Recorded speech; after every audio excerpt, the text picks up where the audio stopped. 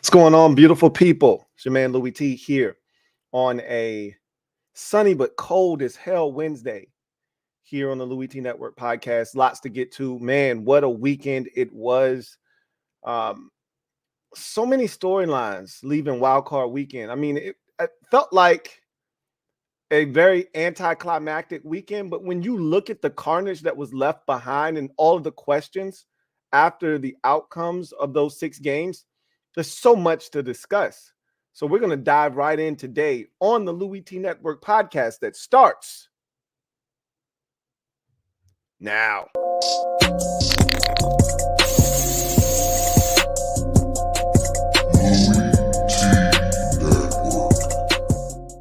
The Louie T Network is powered by MusicHead University. MusicHeads, classes in session.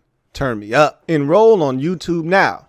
Link is in the description. Who else could it be but me, your man, Louie T? Welcome to the 389th installment of the Louie T Network podcast. I, of course, am your step man, Louie T. Thank you for joining me. I hope this podcast finds you in great spirits. It's been a wacky week here at the T household. The twins went back to school for the first time, to daycare rather, for the first time this week. I literally had a conversation with myself in the mirror this morning. I was like, look, I don't know where they're going, but they got to get the hell up out of here. They have drove me insane over the last week or so. So it's always the middle child, right? It's always the middle one. Got to watch the middle ones. My son, so the twin, the oldest of the 2 twins.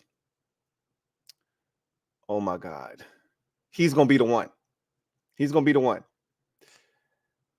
This brother don't give a damn what we be talking about. He just don't care. You know, girls are so much easier than boys because they mature so much faster. They follow directions. They listen. The only time she acts up is when she's following behind her knucklehead brother. So we got to try to tighten him up because we don't want her following him thinking that's the way to do things. But she's so smart, attentive, understands exactly what you're saying, follows directions and instructions. This brother is just as hard-headed as they come. I've dealt with kids all my life. I've got a bunch of nephews and a niece. Kids have always been a part of my life, always, since I was a teenager. And he has to be the most hard-headed kid I've ever had to deal with before. I wanted to wring his neck yesterday so bad. Like, he was testing my patience. Like, he was really pulling my card yesterday. Me and him gonna have some battles over the years. I love him to death, though. But whoo, I tell you, man, kids, they something else. I'm so glad to just be sitting here talking to y'all. That's so much easier than dealing with the twins and all of the nonsense that goes on in my house. Boy, that was a 3-day weekend that turned into a 4-day weekend, and I'm like, yo, I don't need any more of those. I don't need any more of those. Anyway, I digress. Let's get into the shits, man, because there's a lot to talk about today, man. And I'm like fascinated with all the storylines that have kind of generated from Wildcard weekend. And again, when you look at it, matter of fact, let's just jump straight into it right now, shall we? I think we shall. Let me drop this gem on your melon. Open your mind, let your conscience be free. You're now rolling with your man, Louie T-double-E. Let me open you up. Get you thinking a little bit. This seemed like an anticlimactic weekend of football. Literally, we had one game that was close, and that was the Rams and Lions on Sunday night. 1-point ball game, won by the Detroit Lions. Every other game was decided by multiple scores, 2 scores or more. And so this felt like a weekend where the games weren't all that thrilling and downright boring. Some of them were. The Chiefs and Dolphins, That one wasn't as bad. The Bills and the the Bills and the Steelers was a tough watch for me. It just was. It wasn't an entertaining game. I already knew the outcome of that game before it started. I never gave Pittsburgh a shot. At least Miami, we've seen them run the football. I didn't think they would handle the frigid and cold temperatures very well, and they didn't. But at least they have the explosiveness and the dynamic ability. Get it into Tyreek Hill's hands and never know what's going to happen. Get it into Jalen Waddle's hands. You never know what's going to happen. They had that element going for them. The Steelers have nothing. They started Mason Rudolph. I mean, we knew they were going to lose the game. It was just a matter of by how much. The fact that they even made it close and it even got to one score in the fourth quarter, again, is a testament to Mike Tomlin's ability to find a way to motivate his team to play at their very best when they're overmatched and don't really have a chance. But that's nor here nor there.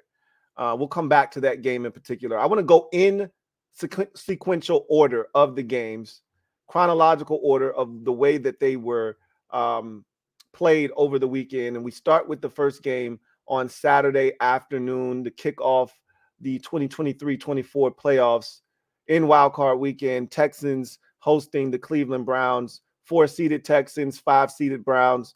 These two teams had met just a month ago or so. There was no C.J. Stroud in that game, no Will Anderson. The Browns took advantage. Amari Cooper had a career day, and they go in there and they win. Different set of circumstances, obviously. The Texans had all of their horses. They were a different ball club mentally. They felt like they could, take advantage of some of the things that the Browns were doing, and clearly they did that en route to a dominant performance. 45-14 is what I think that score ended up. What did the score end up in that game? I don't have my mobile device in front of me. I'm gonna check though. I want to get these scores right. But let's see what these scores end up being.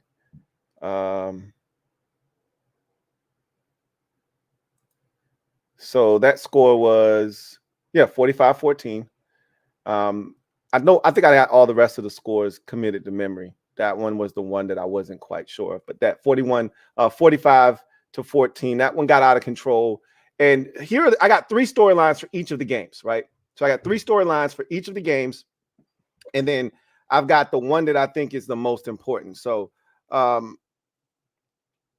in the Texans and Browns, the first storyline that I thought jumped out and bit you was DeMeco Ryans and C.J. Stroud's success. I think looking at how they've turned around this Texans program, a lot of people keep thinking it's just this one-year aberration. I don't think they're looking at the totality of everything and how they've had some bad years the last 3 years leading up to this year, right? Nick Caserio didn't come in his first year and turn this thing around. DeMeco Ryans is the third Texans coach in as many years, right? So it took Nick Caserio 3 years to find the right coach. They had to go through the Davis Mills experiment to figure out if he could play or not. They gave him an extra year last year just to make sure he wasn't good. They moved on from him. And now C.J. Stroud is the quarterback, and we've seen what they've been able to do this year. It's been tremendous.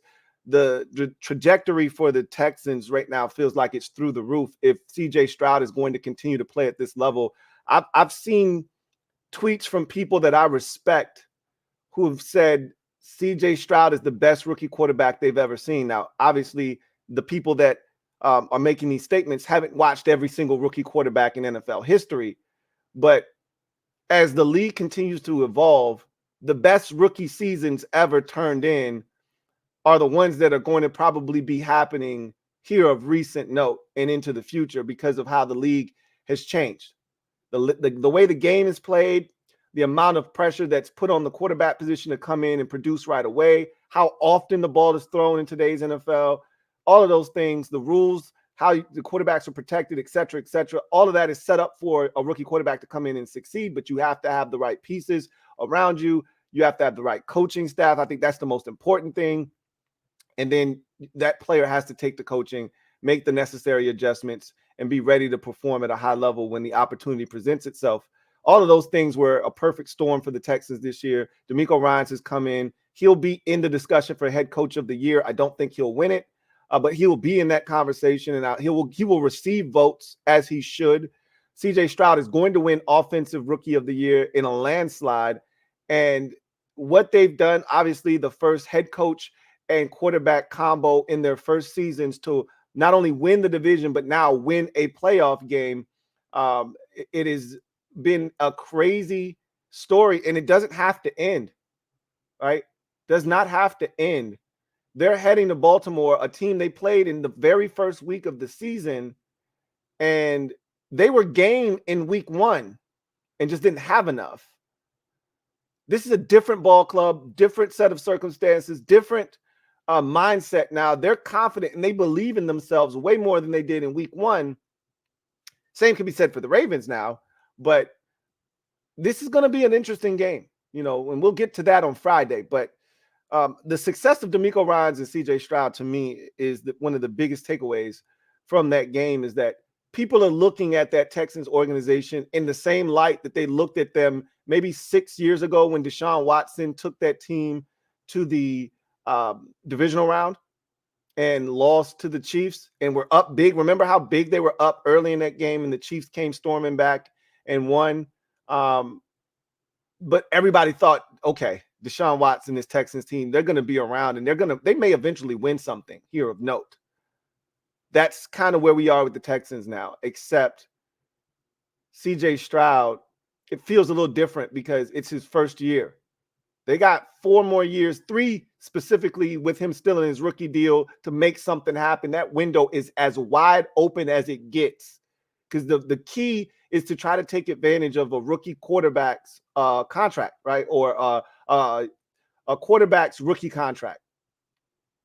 No team has been in a better position to do that than the Houston Texans are right now, because they're literally having the success that they're having in CJ Stroud's first year. Normally, this success doesn't happen until year 2 or 3. So the window is a lot smaller in terms of trying to take advantage. They're doing this. They're heading to the divisional round in CJ Stroud's rookie season. So sky's the limit for them. They play in a division that they can probably do this again next year.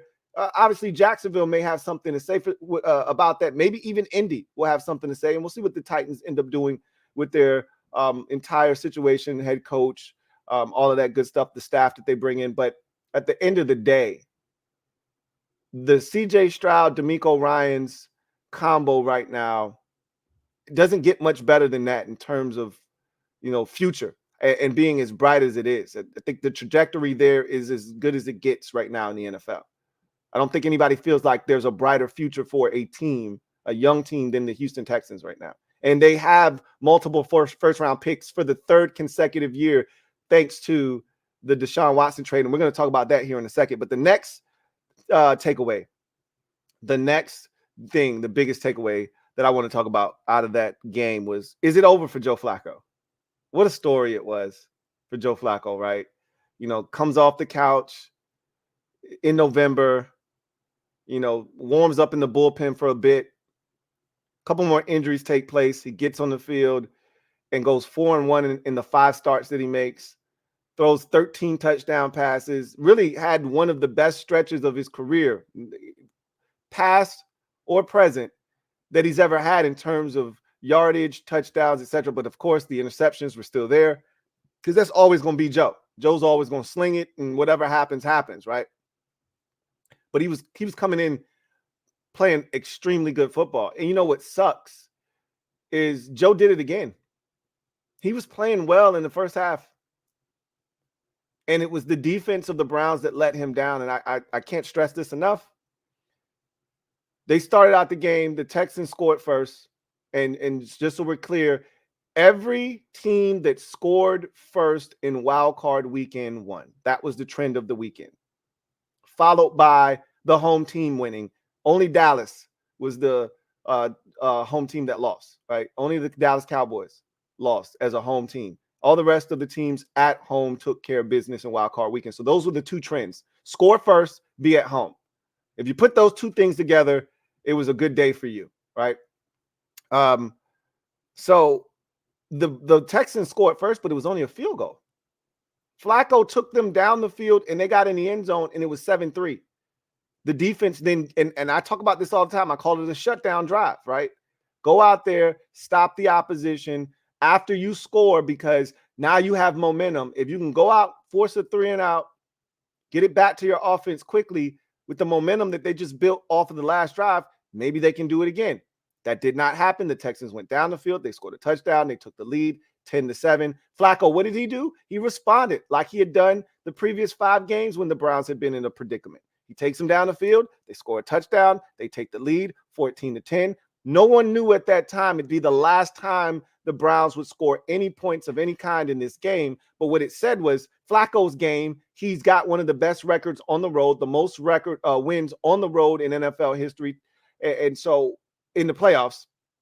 And so he was game. He was ready for the challenge. Unfortunately, the Browns defense couldn't say the same. They give up another touchdown right after that touchdown, take the 17-14 lead. And then that's when the proverbial wheels fell off. The Texans added another score before the half, go up 24-14. Flacco leads them on a drive, but then makes an inexplicable decision to throw it up for grabs. I think he was trying to go deep instead of just throwing it away. I think he was trying to go deep, gets hit as he's trying to go deep. Great play by Steven Nelson to come off of his man, pick it off, take it the other way. Like 3 plays later, Joe throws another pick, this time to the rookie linebacker out of Alabama. And at that point now it's 38-14. The game is pretty much over. And I think the same might be able to be said for Joe Flacco's career as well. Unfortunately, I still think he can play. I think he still wants to play. And showing what he did, at a bare minimum, I think he's still a quality NFL backup. And clearly he doesn't mind filling in that role. If you're looking for a competent NFL passer to have on your roster, if you have real legitimate Super Bowl aspirations, Joe Flacco should be a name that you consider for your backup quarterback position. To me, it's a no-brainer.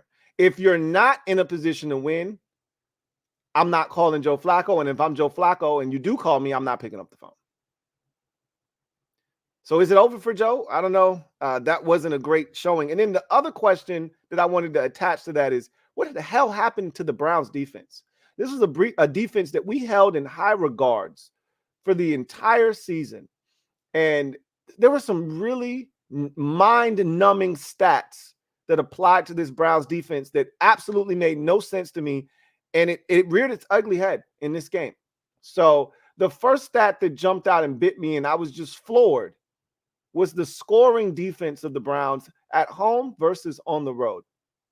The Browns had the #1 scoring defense at home this season. And again, it's Cleveland, it's cold, a lot of inclement weather, especially early in the season. There were a lot of rainy games, a lot of nasty weather games that they were able to really suffocate the opponent. Watson used his legs, things of that nature. And then you have to also take into consideration, who are you playing at home? Are you playing some of the worst teams on your schedule at the crib? That helps as well. Whatever the case may be, there's no excuse for being best in the league at home scoring defense-wise, and then being absolute dead last in scoring defense on the road. That makes no sense to me. None. How can you go from being the best at home to the absolute worst? It's one thing if you say, hey, they're just better at home. Okay, so going from 1st to 16th or 1st to 21st, all right, yeah, they're really not the same team. But to dead last? And we saw it in this game clearly. And then the other one was, hey, they're statistically, they're like the best defense on third downs. They're the best yardage-wise, et cetera, everywhere on the field except the red zone. Once they get into the red zone, they're dead last in the league in red zone defense. You're like, wait a minute, what? That doesn't make any sense. And you saw it again in this game. So a lot of defensive breakdowns. What was really eye-popping was for some of these quote-unquote really good defenses, a lot of them got exposed in the playoffs. And the Browns were one of them, the Cowboys being another, where you just go, wait a minute, you were supposed to be good on defense. What the hell is this shit? I can't get jiggy to this shit. I don't know. A lot of questions, not enough answers as to what really happened with that Browns defense on Saturday afternoon. It was abysmal. Too many guys running wide open, too easy for CJ Stroud.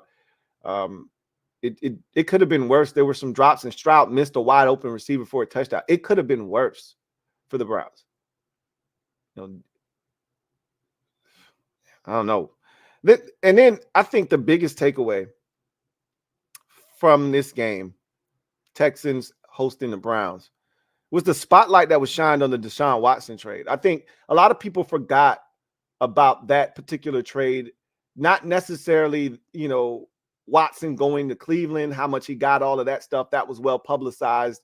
I think people just forgot how much the Browns gave up to get Deshaun Watson and how much the Texans have benefited from that trade and how they're still eating off that trade. And then when you look at the position that the Browns are in versus the position that the Texans are in, the Browns are fine, but the Texans seem to have a much brighter future than that of the Cleveland Browns. And I think a lot of people started to really hone in on that particular trade. You're watching the Texans and their rookie quarterback glow up and all of this, excitement around that Houston Texans team right now. And meanwhile, you pan the camera across the sidelines and Deshaun Watson's got on a skull cap. One eye is bigger than the other. And he seems to just be kind of struggling health-wise to be on the field. And even when he's on the field, it's not super impressive. Now, again, the wins, losses, they've been good, especially this past year. I think his record was, 5-1 in his starts. But it wasn't the way you imagine it looking. It didn't look like the Deshaun Watson that we saw in Houston early in his career that we thought this guy's a superstar. So I think there's a lot of questions still with that situation. I still don't think he's a great fit for the offense that's being run. I think Flacco's a much better fit, to be honest with you, for Kevin Stefanski's offense, which is crazy. But at the end of the day, I look at that trade. The Texans are still eating off that trade. Even in beating the Browns in this game, they helped themselves because they lowered the draft pick that they'll be receiving from the Browns. By beating them, they solidified that the Browns draft pick will be lower than theirs or higher, depending on how you look at the draft. It'll be a higher draft pick than theirs because they're moving on to the divisional round, and the Brown season ended in Wildcard weekend. So they're still winning. Even after they beat them, they're winning because they're getting their pick, and it's still going to be a higher pick than the one that they'll be selecting from in the 2024 draft. So I think that's another thing that I just was eye-popping to me, is looking at that deal, where the two teams are now and how the Texans are still eating off of this deal and how I think the Browns are still paying for that deal. And if Watson doesn't pan out, again, it's going to be one of those trades where you go and you say to yourself, is this the biggest bust of a trade in NFL history? I don't think it will ultimately be, but he's going to have to produce at a much higher level to warrant the $230 million that he's paid, essentially. So we'll see what happens. Dolphins at Chiefs. And this was the nightcap on Saturday evening. This one, I went into the game with an open mind, expecting the Dolphins to lose, but I knew that they were capable, so I didn't want to count them out. But I kind of felt like the game was going to go exactly the way it did. 26-7 is the final score there. Chiefs take care of business, field goal them to death. This game really never felt like it was ever in the balance. It always felt like the Chiefs, as long as they didn't do anything foolish, as long as they didn't turn it over like they did against the Raiders in week 17, as long as they didn't do anything crazy, or 16, I think that was week 16, they were going to win the game. That's what it kind of felt like to me, right? So my three takeaways from this game: the Chiefs defense continues to roll. That was the first takeaway. Okay, they're going to be the catalyst. If the Chiefs are going to make it 6 consecutive AFC championship games, it's going to be because of this defense. For the first time during the Mahomes, Andy Reid era, it's going to have to be the defense that carries them to the AFC championship game. The offense just doesn't have a fastball. They just don't. It's not going to magically show up either. This is who they are. Now, in saying that, it was good to see Rashid Rice go off, because that's the guy that I've been saying all year long. And I think most of you who have watched the Chiefs have said the same thing. He's going to have to be the one. I still think they're going to have to mix in Mecole Hardman as another guy that adds another dimension and element with his speed, and their comfort, excuse me, with him. I think they're going to have to do some more things to get him involved in that offense. Travis Kelce continues to struggle, had a couple of drops in this game. And so they're going to need Rashid Rice to step up. They're going to need the run game to be a little bit more impactful, and they're going to need this defense to continue to play the way they've played all season long if they're going to have any chance to advance in the postseason yet again. Mahomes is going to be playing his first road playoff game of his career. That's the next storyline out of this game is, wow, Mahomes has been in the postseason 6 straight years. As we mentioned already, the first 5 years as a starter were all number 1 seeds in the AFC, where they hosted every playoff game that Mahomes ever played in, including the AFC Championship game. So this year they're the 3 seed rather. So unless something catastrophic happens to the 1 and 2 seeds, which the Chiefs would have say so in that because they're playing the 2-seeded Bills, unless they take out the Bills and the Texans take out the Ravens, this is going to be Mahomes' first time playing an AFC Championship game if he were to make it that far on the road. But this next game against Buffalo is his first road postseason game. That is amazing when you think about it. So assuming that he's had a first-round bye, which he has in every single one of the years he's been in the playoffs, which is 5, it's taken 2 games to get to the Super Bowl each of those years. He hasn't made it to the Super Bowl all of those years, but for the purposes of this exercise, 5 times 2 is 10, right? Now, you take away the 2 years he didn't make it to the Super Bowl in those 5 AFC Championship appearances, and it leaves you with 8 playoff games that he's played in. Then you add the one from this year. Okay, follow me here. I know this sounds like a lot of math, but it really isn't. Follow me here. You add in the playoff game they just played against the Dolphins. It's 9 playoff games at home for his career. His 10th will be his first road playoff game. Let that sink in. That's some Tom Brady-esque shit right there. I mean, there's a level of dominance that has to occur for you to play 10 career playoff games before you run into your first road one. That's phenomenal. And I think it kind of puts it into perspective just how dominant they've been over this 5-year run in Kansas City. But we'll see how they fare on the road.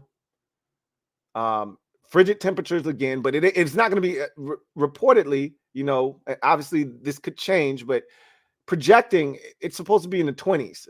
That's going to feel like a warm summer day compared to the temperatures they faced on Saturday evening against the Dolphins. And the same could be said for the Bills last week playing against the Steelers. The 20 degrees, if that's what it feels like outside at kickoff for that game on Sunday afternoon, which will be the final game of the divisional round, Bills hosting the Chiefs.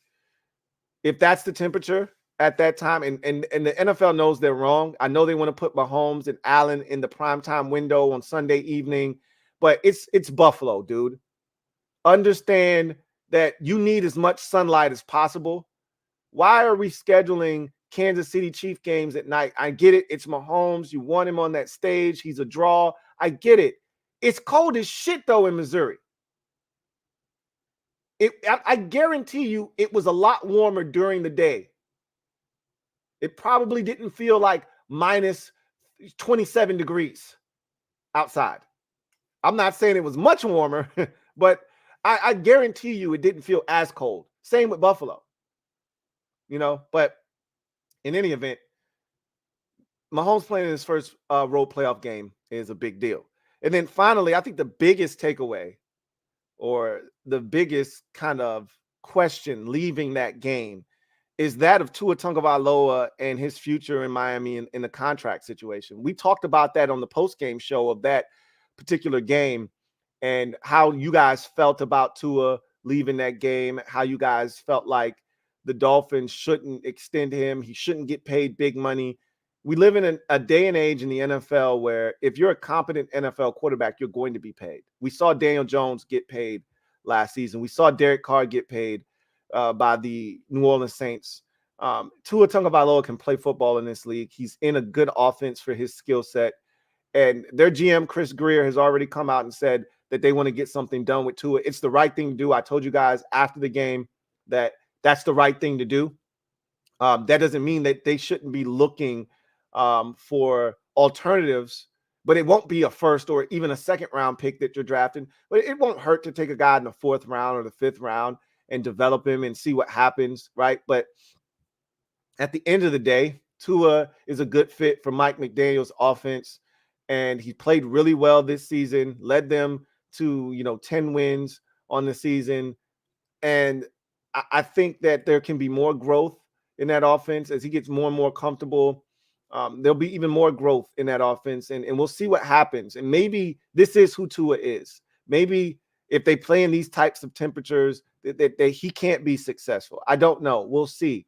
But it's still early in his career. And the biggest thing that Tua did this season that he hadn't done in past seasons, he stayed healthy.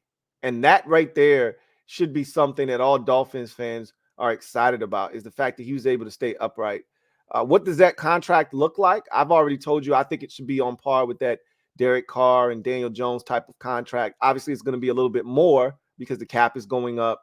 And so you're going to pay him a little bit more than you paid those guys, but he shouldn't be hitting $50 million, right? I think those guys were right around $40 million. I think his deal should be somewhere in that $44, $45 million range. And then there should be an out after the 3rd year. So if he's not performing at the level that you want, you should be able to have some sort of escape route. Yeah, there'll be a little bit of dead cap, but not enough to dissuade you from moving on from him if need be. And so I think there can be a deal that is reached between the two sides that makes sense for both parties, keeps their quarterback in Miami for the foreseeable future, and gives Tua some opportunities to, build on what he's done in Miami, make some good money, be rewarded financially for the play that he's turned in, and also give him a chance to earn even more so in the future if his play continues to be on the incline, which it was this year. So that was a big question coming out of that game. And there are a lot of quarterback questions after the weekend, and we're going to get to a lot of those. Speaking of which, we head to the next game, and that was the first one on Sunday. Remember, the Bills and Steelers game got postponed. And you know what? I don't think it was actually a bad thing that we had 3 doubleheaders instead of a doubleheader, a triple header, and then one game. I don't know if that's something the NFL considers doing moving forward. I know that this Monday was a lot easier for them to do it because it was Dr. Martin Luther King Jr. Day. So everybody was off of work. It was a federal holiday. So it made it easier for them to just say, hey, let's just move the game to Monday, and no harm, no foul. That won't always be the case. That Monday where the playoffs start, it won't always be, when you're ending Wildcard weekend, won't always be Dr. Martin Luther King Day. I don't think it will always be. So anyway, Cowboys-Packers game was the next one up on the docket. Cowboys came in with this sparkling record at home, hadn't lost a home game rather, including the season prior.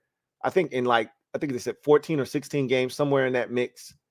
They had been killing it. They went 10-0 at home this season, or I think it was 9-0 this season at home.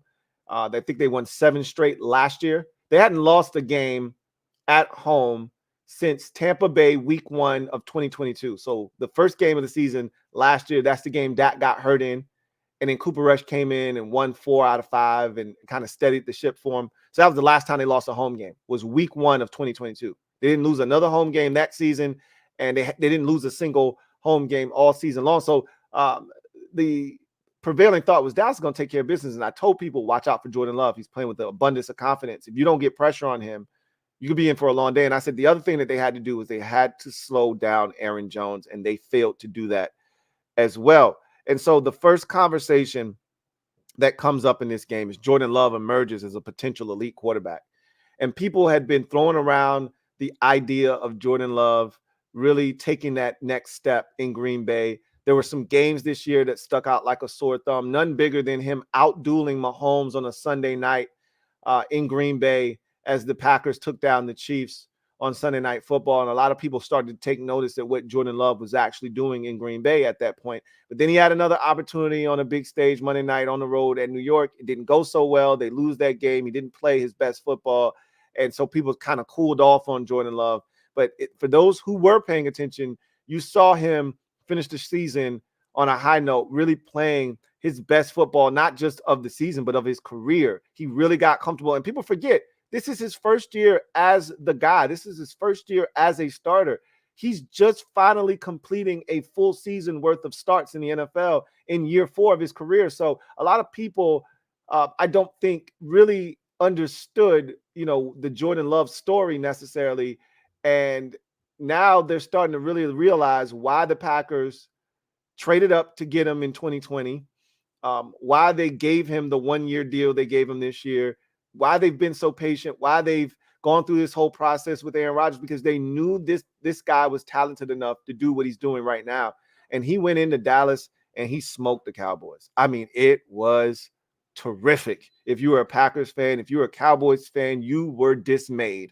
Your eyes were deceiving you, because what you saw was Jordan Love and the Green Bay Packers offense systematically taking apart your vaunted defense right in front of your very eyes. Guys running wide open all game long.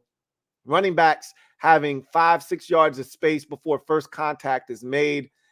They couldn't stop the run. They couldn't stop the pass. The play action fake was working to perfection.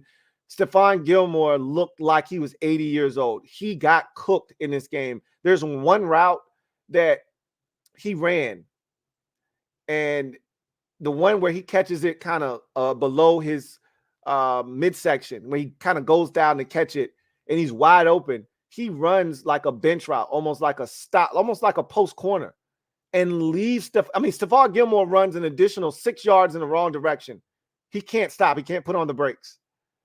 And I mean, it's like, wow, right? Gilmore also got beat for the touchdown to Dontavian Wicks. He had a rough go of it, but so did the Cowboys defense. So did Dan Quinn. And Jordan Love was spectacular. Absolutely spectacular.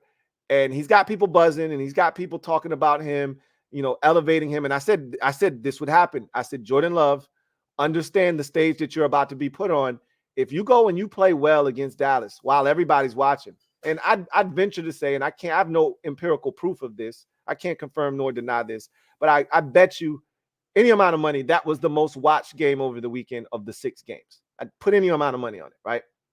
So you're going to have this big stage all to yourself. What are you going to do with it? Because if you go out and you show and prove, it's going to change the narrative on how people view you. And that's exactly what he did. And now here it comes. Let's see how he handles it. Big performance last week against Dallas. Let's see what he does for an encore as they go on the road to take on the San Francisco 49ers on Saturday night. Should be a good one. But Jordan Love's name is now being thrown around as a potential elite quarterback. And that's what happens when you go on the big stage in the postseason and do what he did on the road against a team that was supposed to be a Super Bowl contender. And they sliced and diced them, and Jordan Love was a huge part of the reason why. Next storyline, and this is a big one, right? I think the next two are tied for the biggest storylines coming out of the game. And the first one of the two is Dak Prescott comes up small in the postseason again.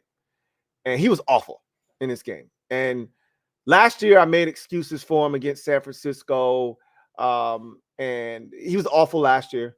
But there was justification. You could argue, oh, it's the play caller. Oh, it's the broken this or it's that. Fine. This year, there's no excuse. Perfectly healthy, playing his best ball of his career, was in the MVP conversation late in the season at one point before the Buffalo game, and finished the regular season off with a bang against Washington. And so all of these good things, good vibes going into the postseason. You're thinking this could be the year. A lot of Cowboys fans thinking, oh, my God, they finally put Jimmy Johnson in the Ring of Fame. This is the year. The curse has been lifted. Here we go. Here we go. And then there they went out of the postseason again, as Dak Prescott was awful. He was missing CeeDee Lamb left and right. He was never in a rhythm. He threw 2 picks, including a back-breaking pick 6. That's when everybody knew it was over. Like, they were down 20-0, and Dallas is on the move. And if they score before halftime, they get the ball first. After halftime, they score again. It could be a 20-14 game. We've seen Green Bay blow big leads before, just on Thanksgiving. They jumped up on Detroit early in that game and had to hold on for dear life at the end. So we've seen them jump out to big leads, and we've seen them struggle to complete, the victory. And all Dallas had to do was just start to mount a comeback and start to give them a reason to look over their shoulders, right? And that pick six that he threw to Darnell Savage to make it 27-0 was like the space that Green Bay needed to know this is over. And it punctuated a terrible first half and what ultimately was not a good game for Dak Prescott as he, plays another terrible postseason game. The question, it persists. It gets bigger. Is this guy capable of winning a Super Bowl? Can you win the big game with Dak Prescott, who continues to struggle in the postseason? Do you continue on the Dak Prescott path? You can't get rid of him from a contract standpoint. So that's not even in the discussion, but that doesn't mean you can't take a look at Trey Lance. That doesn't mean that you can't do that, right? Highly unlikely that Dak is moved on from or that Trey Lance gets an opportunity, but it's definitely something to discuss because it was another abysmal performance by Dak Prescott in the biggest game of his career. He came up small in the postseason yet again. And then finally, what I think is a co-lead story coming out of that game is Dallas's staff is in question now. Like, what do you do? Mike McCarthy has won 12 games, 3 years in a row. They've made it to the postseason. Obviously, all 3 of those years, they've won the division 2 out of those 3 years, right? They've in the 2 years that they won the division, they lost that home playoff game 3 years ago to San Francisco on the Dak slide at the end of the game with no timeouts. And then this year, obviously, to the Green Bay Packers. Last year, coincidentally enough, when they didn't win the division, they went on the road and they beat Tampa, and then they lost to San Francisco the following week. So what do you do with Mike McCarthy? Is he fired? Haven't heard anything yet. And, right now, my gut tells me that he's back. All signs point to him getting another opportunity. We'll see. But Dan Quinn, however, I don't think will be back. I think that was the thing that they were probably the most embarrassed by was the defense. It didn't give them a chance. During the game, Greg Olsen said, it really doesn't matter what Dallas does on offense if they can't get a stop on defense. I mean, that was the key, right? Like, you can keep scoring all you want, but if you're just going to go give it right back, what difference does it make? They couldn't stop Green Bay's offense. The score was 41-16 at one point. Okay? I mean, total ass kicking at the house. And then, just a sidebar conversation. This was the best coaching job of Matt LaFleur's career. And, I was one of those that questioned just how good of a coach was he, because I've seen guys go to Green Bay, have their resumes enhanced by a Hall of Fame quarterback. You remove said Hall of Fame quarterback from the equation, and they're nothing. And I thought he was another one of those dudes. And what he proved to me this year is that he can coach. Because he's literally coaching toddlers.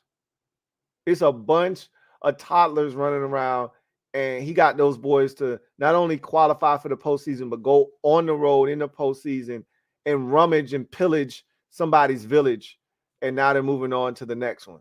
And that's impressive. So that was a definitely a big win for Matt LaFleur. And I think it's a statement win on a season that proves that this guy can coach at a very high level. Rams, Lions, 3 takeaways from this game. The first of which, Matthew Stafford is not done yet. And I already offered up a 00, apologizing to Matthew Stafford personally for my role in thinking that he was done. Right? I was very disrespectful to Matthew Stafford early portion of this season. Then he got hurt again and he missed a little bit of time. And I was like, yo, Matthew, come on, bro. It's time, right? You got all these kids. You got a beautiful wife. Go home, man. Go home. It's over, right? Won a Super Bowl. You're going to the Hall of Fame now. You've cemented that. Go home, bro. And he's like, I'm not done yet. Stop telling me to go home. And he played his ass off in that game on Sunday night. And again, he was not the reason that they didn't get it done. Defensively, you can't give up touchdowns on each of your first 3 possessions and expect to win the game. Can't do that. That's what the Rams did defensively against the Lions.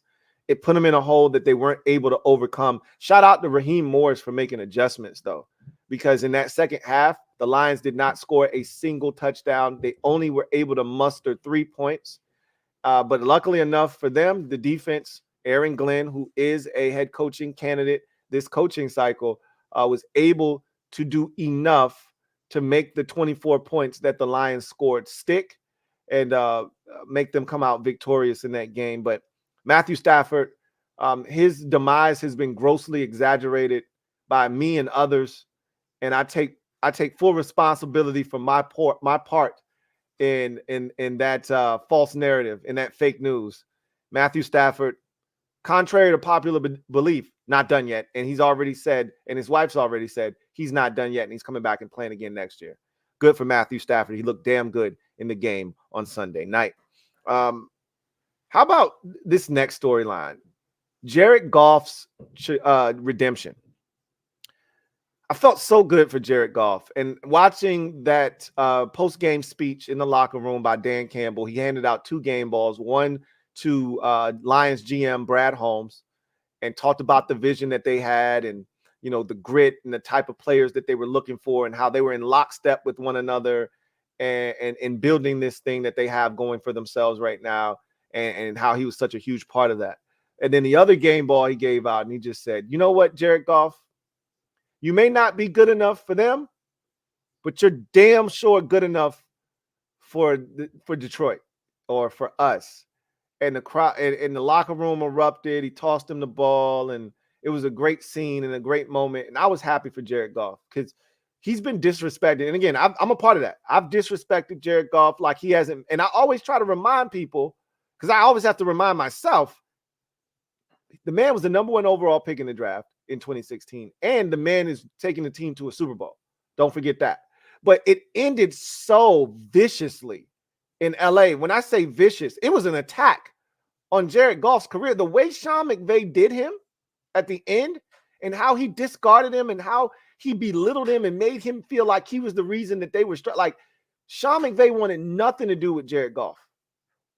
It was to the point where he was like, look, I'll give you first round picks to take him off our hands. Clearly the contract was a part of it, but it was like, look, we'll do whatever we got to do to get you to take him away from us. We just don't want anything to do with Jared Goff any longer.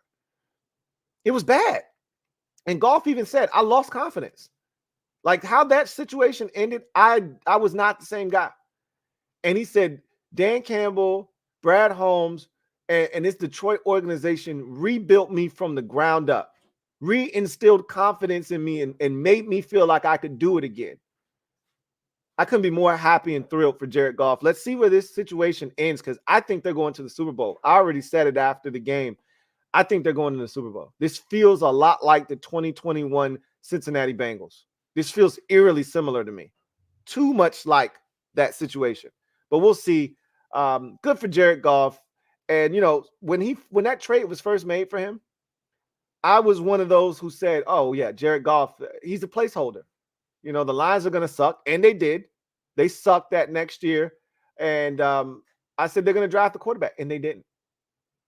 And then they drafted Hendon Hooker last year in the draft. And what probably saved Goff was that 2022 draft wasn't very sharp at the quarterback position. So there was no quarterback that they felt like was an upgrade over Jared Goff, so they didn't take one. And then last year, they played so well, they just missed out on the postseason. They weren't in a position to take one. They took Hendon Hooker, and the prevailing thought was, okay, Hendon Hooker might be the future. Bullshit. Jared Goff said, bullshit. I'm the future. And that's another thing. He's not old. Like, a lot of people just look at Jared Goff, feels like he's been in the league forever. I just told you, he was in the 2016 NFL draft. We're going into the 2024. So, 7-8 year career so far. It's still a young guy. He might just be turning 30. There's a lot of football left in his career. So, good for Jared Goff. And then the final storyline out of that game is the Lions franchise trajectory overall is amazing where they are right now, where they've come from. We saw this coming though. And I say we loosely because I wasn't a believer. A lot of people bought into the Lions before the season, thought the Lions would do exactly what they did this year. I didn't. I thought it'd be SOL, as Mike Tirico says they say in Detroit. Same old Lions. I thought they were going to crumble under the pressure, which is why I think Dan Campbell should win head coach of the year this year, because there were a lot of expectations placed on the Detroit Lions. A lot of people thought they would meet those expectations. I didn't think they would. And I think there were a lot of people who felt the same way that I did, that, oh, it's the same old Lions. And in week one, it wasn't the same old Lions. They went out and they beat Kansas City on the road. And I think that set the tone for this season. And I did a podcast that week, that Monday or Tuesday. Matter of fact, it was that Friday, the day after that Thursday night game. I did a podcast, and the title of that podcast was Not the Same Old Lions. And it hasn't been the same old Lions. They're a different group. And right now, the future's bright in Detroit. They got a good nucleus and great mixture of veteran and young players that are carrying the load. They've filled in the gaps perfectly at spots. Here's the biggest question for the Lions as they continue to go through this postseason after this momentous win, their first playoff victory, their first playoff home game since 1991. All of that was 1991. And now is what happens when you have success. This is the price you pay for success in this league. Now that you're having success, people are looking to poach off of your staff. And you could come out of this thing with no offensive or defensive coordinator. Can you replenish what is lost and keep the party going?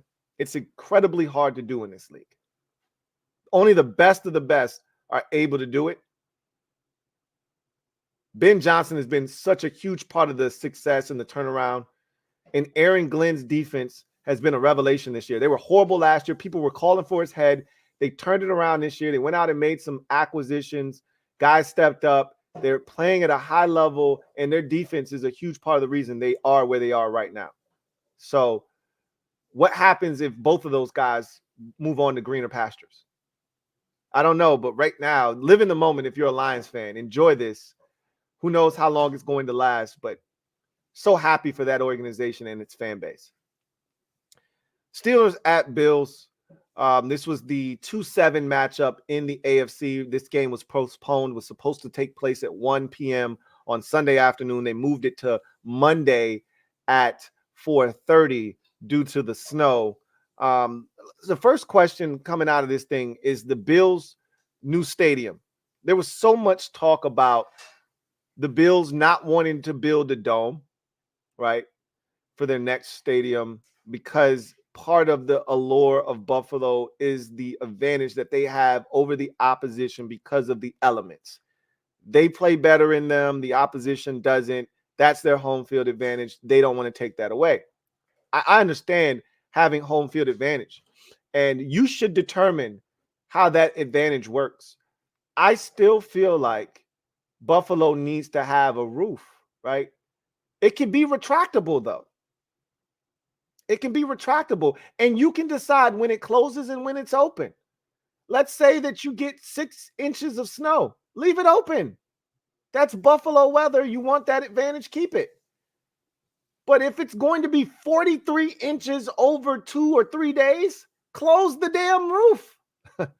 You're still not going to be able to play because they didn't stop this game because the stadium conditions were unplayable, which they wouldn't have been, though, because it was still snowing and the stadium was covered in snow, which is why you need the retractable roof. Close the damn stadium so there's not snow in all of the seats and that tarp is covered, literally drenched with snow. Just close the roof, right?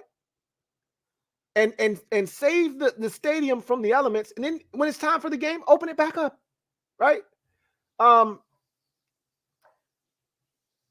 The game still would not have been able to be played because of travel restrictions. It's too dangerous for people to be out on the roads trying to get to the game and the teams to be leaving their hotels, et cetera, et cetera. So even if it snows extremely bad and you're not able to play, at least the stadium is still, covered, and you don't have to work so hard to get it prepared for people to come and enjoy the game and the players to play on the field. So that's my thought and my take on it, is build a roof, make it retractable. And if you want to keep it open because it's snowing outside or it's bitterly cold, but you want to enjoy that advantage, keep it open. But you should be able to close it off when it's extreme circumstances. You should be able to close it. And that was a big discussion over the weekend because of how much snow and the postponement of that game. Steelers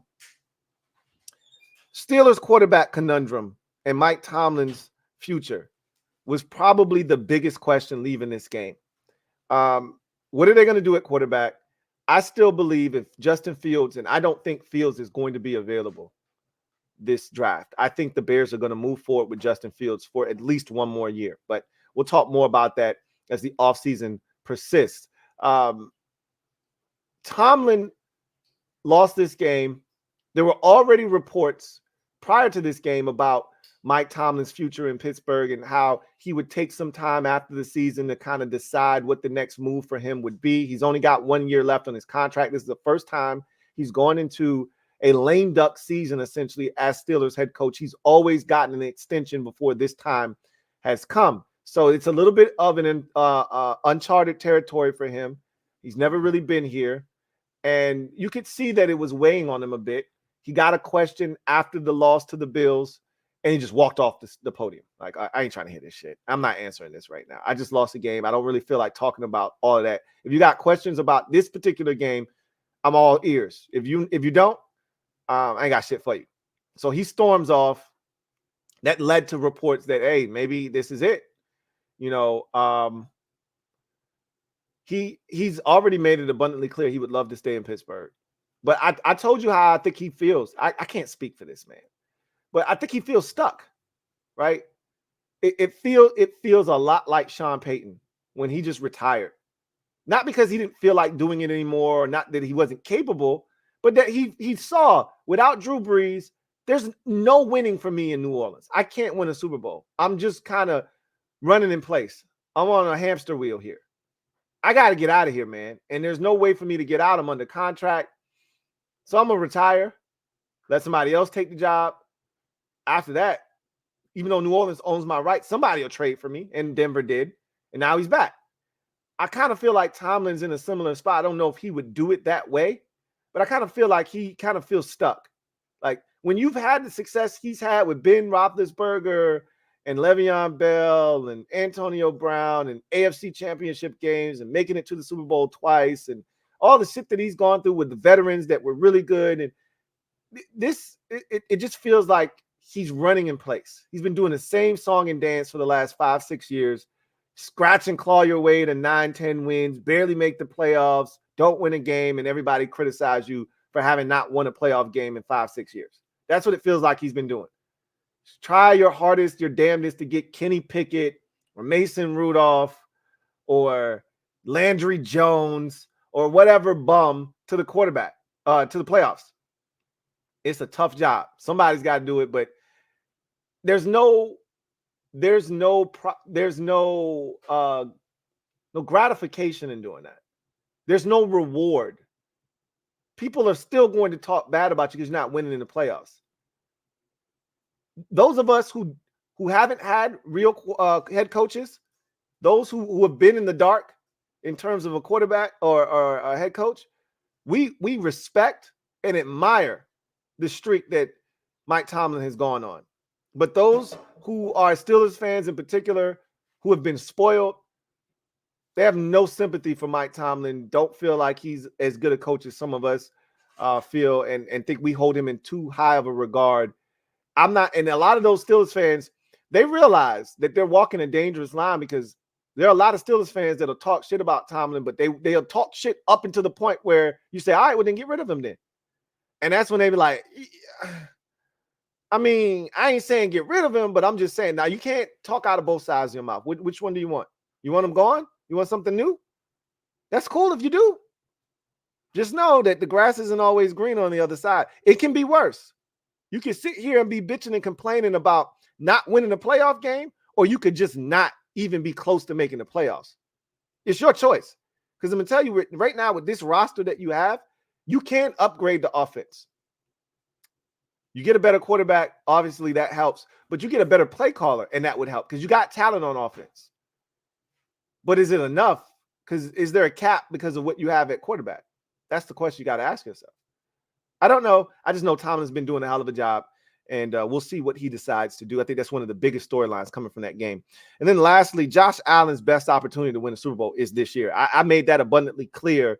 Once Joe Burrow was out for the season, you stack that on top of Aaron Rodgers coming over and that Jets defense being dominant again, but Aaron Rodgers out for the season.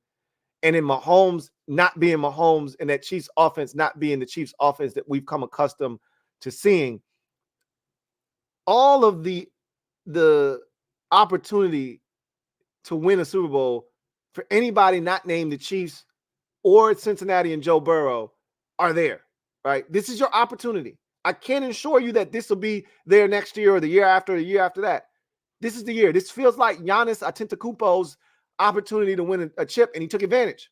If you're Lamar Jackson, if you're Josh Allen, this is your chance. Do not miss your opportunity to go, because this opportunity may only not once in a lifetime. You better go. They took care of business like they were supposed to against the Steelers. Now you got a home date with the Chiefs. The first time you've met Mahomes in a playoff game at home. Take advantage of it. Exercise some demons. Then you'll have to go potentially on the road to Baltimore. And if somehow the Texans do the improbable, the unthinkable, you'll be at home again, this time taking on the Texans for the right to go to the Super Bowl. Either way, you got the best opportunity you've had in your career to go to the Super Bowl in front of you. Now's the time. Seize that opportunity. Good start to that with his play against the Steelers. Ball was never in harm's way, ran it effectively, had the big 52-yard touchdown run, threw it well. Do it again. Do it again against the toughest defense you've probably seen. You've already seen it this year. You've seen all season long. Do it again. Do it again. And then lastly, Eagles at Bucks, the last game of Wildcard weekend. Baker Mayfield's back, right? Had a hell of a regular season. I think there are a lot of teams like the Raiders and, the Falcons, the Steelers that would love to see a guy like Baker Mayfield hit the free agent market. It's not going to happen. The Bucs are going to lock him up. He's earned it. But the season he turned in, I think it was 28 touchdowns, 9 interceptions, over 3,500 yards passing. Baker was outstanding for the Buccaneers. He took care of the football. He did what he needed to do, put them in a position to win that division. They win, then they win the playoff game 32-9. It's been a fantastic season for Baker on the heels of a season that was very trying for him, but ended in a way that gave him a chance to get the opportunity that he got in Tampa, won the quarterback competition between he and Kyle Trask. And I think he's revitalized his career. Remember, former number 1 overall pick, getting another opportunity, as former number 1 overall picks tend to do, similar with Jared Goff. He's taking advantage of his second opportunity, similarly to Jared Goff. And now we'll see what the Bucs decide to do. The ball is in their court. I think he's going to sign a 3-year deal or so to remain in Tampa. Good for him, and good for Todd Bowles as well. Another guy that I think is very underrated as a coach. I didn't think he would be able to do this. I thought he might get fired after this year. Good to see him whip that defense into shape and do enough on offense to win a playoff game. I think that buys him at least another year or two in Tampa. Good for Todd Bowles. Jalen Hurts coming into question as a quarterback now. I'm seeing a lot of hate coming Jalen Hurts' way. I'm not on board with a lot of that. I can't stand in the team he plays for. I think the guy's a good quarterback, though. And I think a lot of this is just people who didn't like Jalen Hurts to begin with. And, various people have their reasons as to why they don't like a guy, whatever the case may be. I think I'm seeing a lot of craziness being said about Hurts. I had my doubts about him early in his career. He's put those doubts to rest for me. And, the turnover numbers were a lot higher this year. Go find me a quarterback who we hold in high regard in this league that didn't have a high turnover season in their career. I'll wait. because they've all done it. You know, you're going to turn it over in this league. It's just the nature of the beast. But they were 10-1 at one point this season, and a largely in part because of Jalen Hurts' ability to navigate that offense and score points. This Eagles defense has been trashed since the word go. They were horrible in week 1. They were even worse in week 2 against the Vikings. And they really haven't been good all season long. And it's put the Eagles offense in a position where they've had to be heroic all season long. And the guy that was the most heroic was Jalen Hurts. Did he play well down the stretch? No. And he's got a number of injuries. Obviously, the finger. He's been dealing with a knee injury. And I think we're going to find out once they get into their offseason and he has to have some procedure done or something. We're going to find out that this was a much worse injury than he let on. But he always practiced. He was never on the injury report because he's a soldier, right? And I thought he played through injury. I thought he gave his team a chance. The defense was horrendous. Then they had the injuries to Devontae Smith and A.J. Brown at the end of the season. That hampered them, hamstringed them. And they didn't run the football enough. I don't give a damn who you are as a quarterback. You still need to run the football. And I'm not talking about running the quarterback draw with your quarterback. They should have been handing the ball off to DeAndre Swift more. That's on the coordinator. And that leads me to my last. And so there's a question. I don't think it's a very good one, or even reasonable or rational one at this point. But if you don't like Hurts and the way they finished up, go ahead, knock yourself out. But I did think the safety that he took, and that you can't do that. You can't take that safety. Here's the thing I'll say about the Eagles is the 49ers beat them up really good. They tenderized that Philly meat real good. Pause. And after the game, Nick Bosa said, hey, we put the blueprint out there. Y'all know what y'all got to do to beat the Eagles. There it is. Just follow what we did. Drop 7, 8 in coverage, rush, keep Hurts in the pocket, don't let him extend, and he ain't going to be able to do shit. After that statement was made, they proceeded to lose 5 out of their final 6 games, including getting run out of the stadium against Tampa Bay in the Wildcard game. Now, for those who want to use the playoffs as a barometer, as I've done as well with Jalen Hurts, that's 3 trips to the postseason, 2 first-round wildcard weekend exits in blowout fashion to the Buccaneers. Sandwiched in between that, though, is a run to the Super Bowl in which he had the greatest performance we've ever seen from a losing quarterback in the Super Bowl. So take it for what it's worth. He now has a losing record in the playoffs. He's now 2-3. Somebody brought me a stat the other day that said Hurts is 0-3 when the defense gives up more than 7 points. I think that's a really stupid stat, but I get it. I understand why he did it. I understand what he was trying to do. And so the narrative is out there about Jalen Hurts, and he's going to have to dispel it next year. I think it's a frivolous one, but it's out there, right? And then lastly, I think this is the biggest question coming out of this game from the Bucs and Eagles is who's to blame for the collapse of the Eagles season? Because you can't start a season 10-1 and then don't win 12 games, including a win in the playoffs. You could have gotten to 12 in any way you wanted to slice it up. All you had to do was win 2 more games. Could have been just 1 in the regular season, which is what they did, and then one game in the postseason and got you to 12. No other team has started the season off in a 17-game season. Let's be specific. Bad Dog said that the Jets had done it in a 16-game season, but no other team had done this. Start the season off 10-1 and not made it to 12 wins. That's hard to do. They lost 5 out of their final 6 of the regular season to finish up the season at 11-6.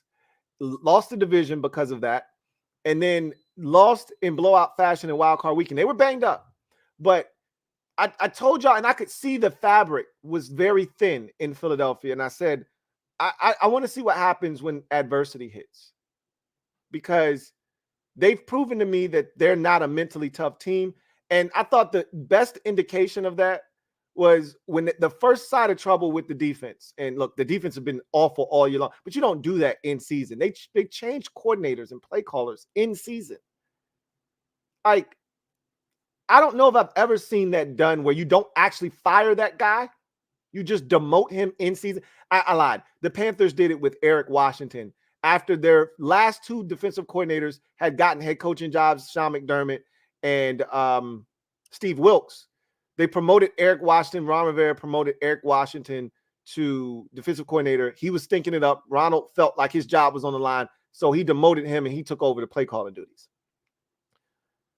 It's rare that you see that happen where Sean Desai is demoted. You elevate somebody else to play calling duties, but Desai is still a part of the play calling. Like, it was weird. It was a weird dynamic.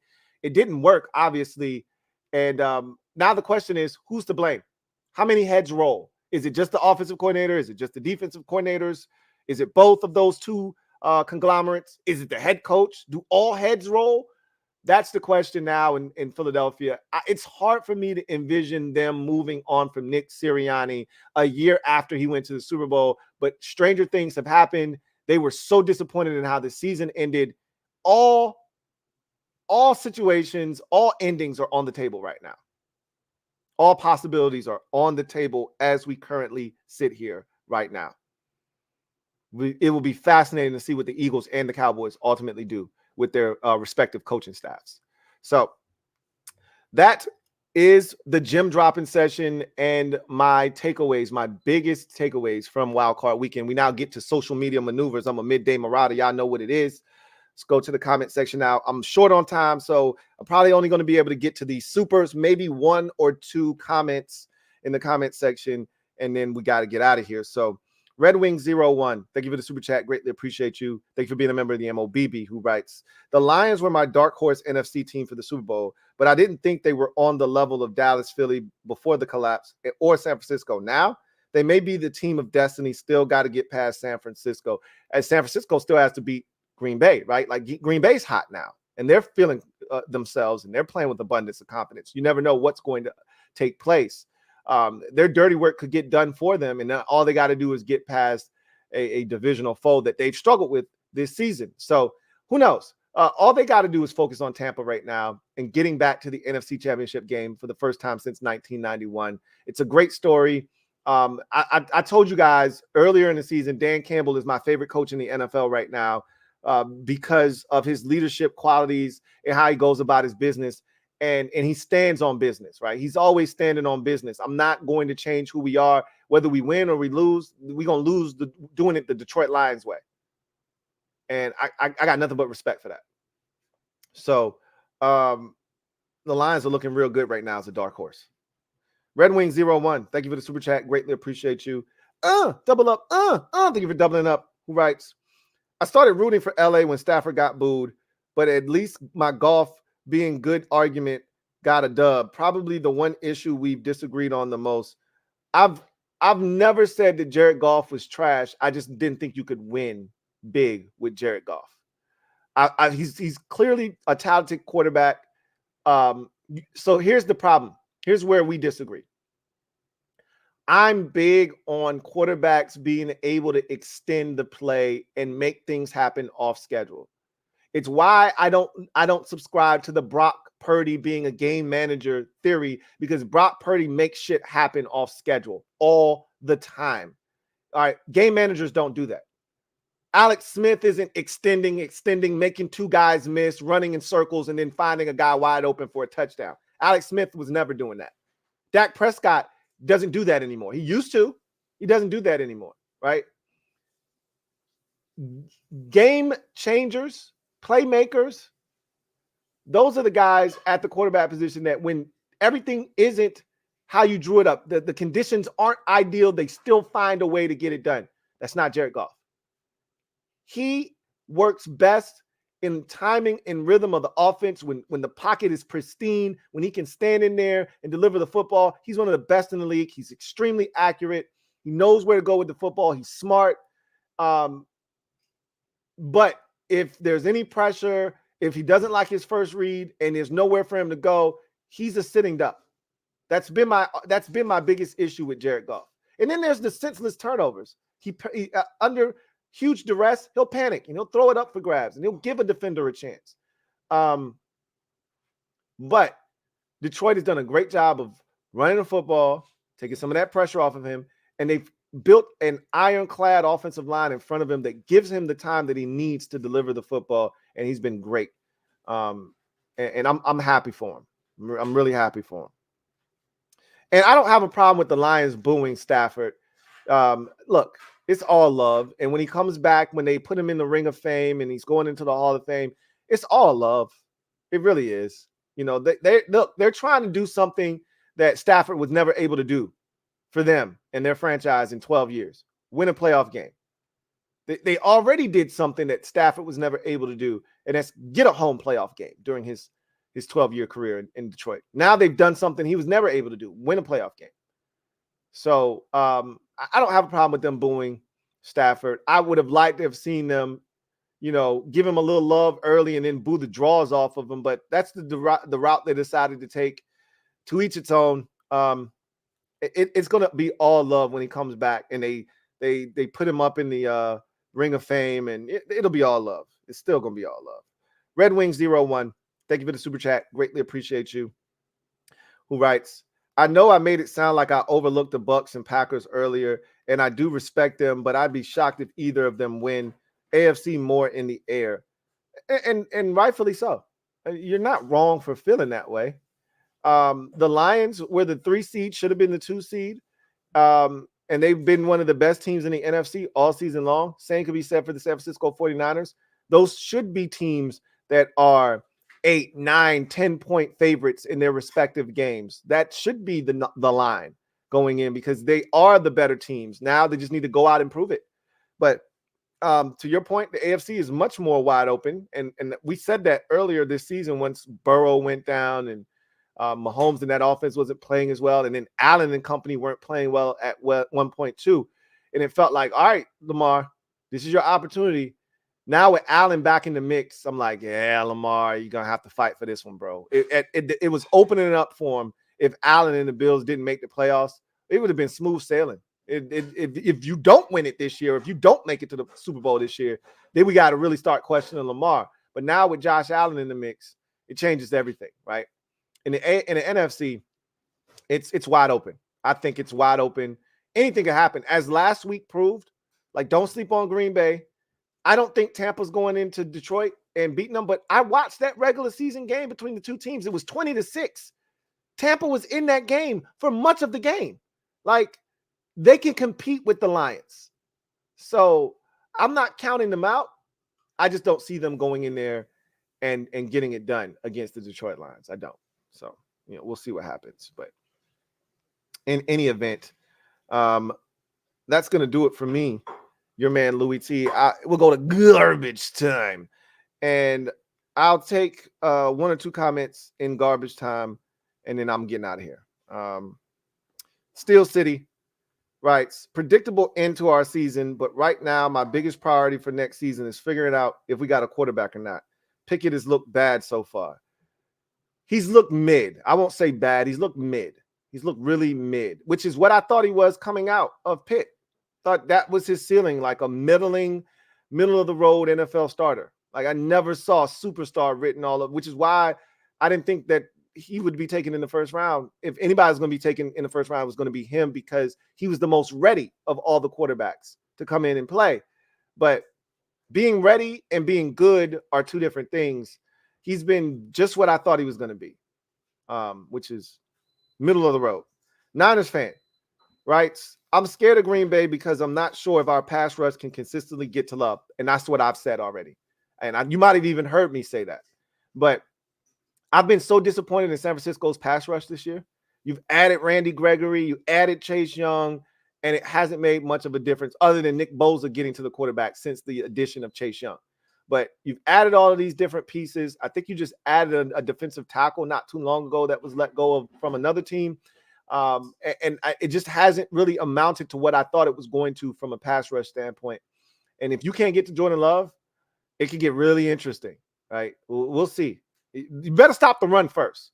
Make Jordan Love feel like he's got to beat you in some 3rd and 8s and 9s and 10s by stopping the run. That's going to be the biggest key to the game, if you ask me. Nick, take this one and we'll get out of here. Hitting on draft picks in rounds 3 through 7 allows teams to have good rosters while not having to pay everyone a lot of money. I like what Peter said about supplementing in free agency. And that's what it's all about, and that's where he's cut his teeth in this league is the picks he's made in rounds 3 through 7, the George Kittles, the Fred Warners, the Jawan Jennings of the world, finding guys that are diamond in the roughs like Dre Greenlaw. This is what has helped the 49ers get to where they are right now. It's not the first and the second rounders. It's finding the guys in the 3rd, in the 4th, in the 5th, in the 6th, in the 7th round, the undrafted guys, the shrewd moves in free agency, the trading for this guy, the trading for that guy. Getting Trent Williams for a 3rd round pick is highway robbery. Highway robbery. And he was a part of all of that. So we feel really good about what we've done. Now it's about going out and executing, right? That's the name of the game. So that's going to do it for me, your man Louie T, here on the 389th installment of the Louie T Network podcast. Look forward to chopping up with you guys again on Friday, where we will break down the 4 matchups in the divisional round weekend. Should be a fantastic weekend of football, and we will break it all down here on Friday's show. Until then, you guys take care. God bless. And as always, good night.